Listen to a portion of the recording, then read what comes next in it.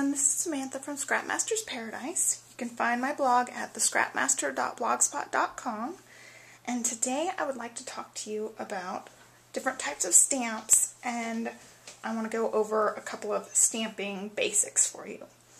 So there are basically three main types of stamps. I've got each one shown here. So we've got rubber mounted stamps on wood blocks, like this one. This is from Stampin' Up! And I usually store them in the cases they come in, because Stampin' Up! Has these nice clamshell cases. So I just always store my blocks in my cases. Stampin' Up! Has also now gone to rubber unmounted, which they call clear mount, because you mount them on a clear block. So this is their wood mounted. And another basic type of stamps is the rubber unmounted. This one's from the Greeting Farm, and I store all my unmounted stamps of any kind in DVD cases made by Stampin' Up! So these come in packs of 4, and they just hold your stamps. And so the rubber stamps just fit in here, and they're supposed to stick, but I've used this one quite a bit, and I haven't washed the back off. So for these, you have to have a clear block, and I'll show you that in a second. So I just store them in the block, in the clear case. It's a DVD size case, and these are pretty cheap from Stampin' Up!, so it's easy. And then my stamps are Photopolymer, which is a clear stamp. There's different kinds of clear stamps out there, and mine are the Photopolymer. It's really high quality. When you touch the stamp, it's actually sticky to the touch. It's flexible. They're really, really nice. And again, you need a clear block. So there's all sorts of clear blocks you can get. I like the ones that have the grips on them, and so that's what I've been using. So let me show you this first. This is also a DVD case. But what I like about the clear stamps is 2 sets of clear stamps can fit in one box. Whereas with the rubber unmounted, only 1 set fits, because you have to have that cling cushion on it. So it takes up the whole box with just 1 stamp set. So I really like the convenience of the clear, because they're smaller and they fit in the box a little bit better. So I got 2 sets in here. And so the one good thing about how these stamps come is when you order the SP & Company stamps, you get this little insert in with your stamps, and these actually almost completely fit into the cases.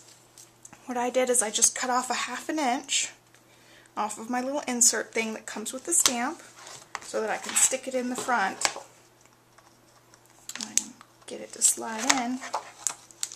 So then these just fit in that clear insert window, and now you can see what stamp sets you have. And of course you can label this side. I have a label maker, I just haven't done that yet. So I can label the sides, so when I'm stacking them, you can either stack them like this and have the labels right here, but usually I have them stacked this way, just in a little container, and I flip through them kind of like that. And so I just look at the pictures on them. So that's an easy way to store your stamps. And so now I'm going to talk about the clear blocks.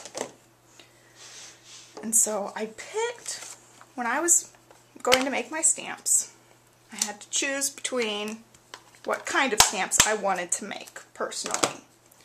And I thought about it for a long time, because I actually prefer the wood blocks, and I'm, I guess, a little bit outdated, because it seems like everybody likes the unmounted or the clear mount these days. And so I had a choice now between the rubber unmounted and then the photopolymer. And I chose the photopolymer because you can see through it. You can see on the back there. You can see through it, so it's easier to stamp. And also, with this cling mount, it just doesn't stick to the blocks as good. You have to hold it down sometimes, and I feel like I'm always cleaning the backs to get them to stick really well. But they do stick. I mean, they'll stick just as good as the clear blocks, but you have to kind of work at it. Where with these clear stamps, especially the really good quality ones, they just stick right on. I don't have to do anything. So that's why I went with the clear. So I like to be able to see through them, and they're easier to stick onto the block. And they stamp just as good, I think. So that was kind of my reasoning.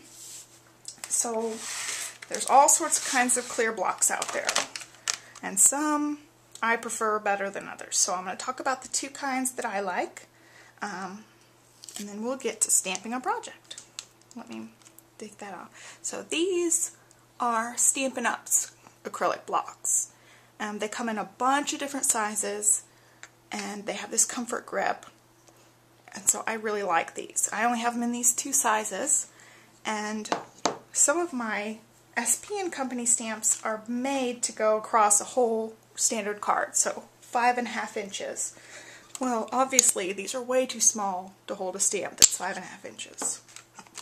So I was looking for a giant block, and this is what I found.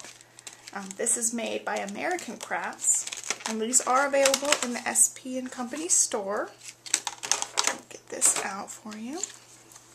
So these have the ridges just on two sides, but what I really like about these clear blocks is they've got all these little grid marks, so you can line your stamp up on the block, and it even tells you the measurements.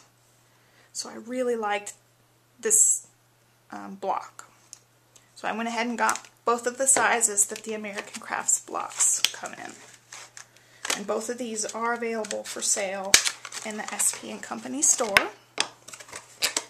And if you prefer the Stampin' Up ones, my mother is a Stampin' Up demonstrator, and there's a link to her store on my blog.